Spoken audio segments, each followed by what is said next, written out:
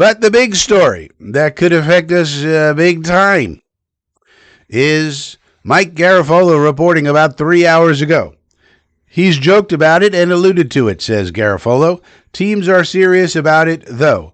Derek Carr has and will continue to receive inquiries from QB-needy team clubs about a return in 2026, why he might entertain it. And then the article basically says in the right situation, for the right OC, the right team, he would come back. And so that is interesting to us for a number of reasons. One, we could sign him. Now, we'd have to trade. The Saints still own his rights, which is weird, but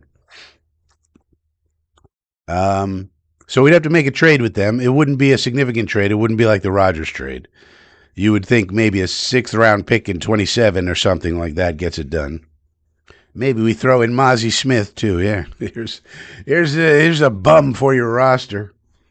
But it would be intriguing if he would like to play for us. If you remember, we seriously flirted with him before we signed Rodgers, and in hindsight, it would have been a better move, though it's really hard to say because of that injury in 23 to Rodgers. But considering that we could have just signed him for money and we didn't have to give up any draft picks, it probably would have been better to just go with him. But nonetheless, the marketing people at the Jets got involved and said, no, we need Rodgers here. It's going to cause like a marketing explosion, and which it did, and Jet fans got all excited about Rodgers where they wouldn't have gotten so excited about Carr.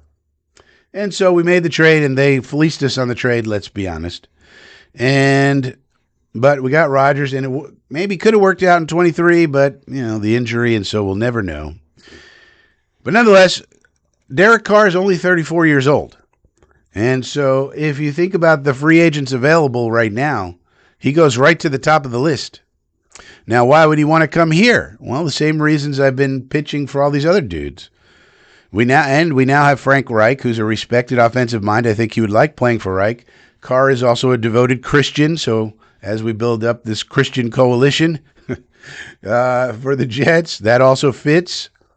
He's a outspoken, devoted Christian, just like Kirk Cousins and Malik Willis and Frank Reich and Aaron Glenn. So that fits. And plus, Reich has an excellent reputation, of course, as an offensive mind. So I think you would like to play for him. And plus, we could offer him a 4-year contract. He's 34 years old. We could give him a 4-year deal. 4 years, $100 million. Sounds like a lot, but of course, all that wouldn't be guaranteed. It would sound good.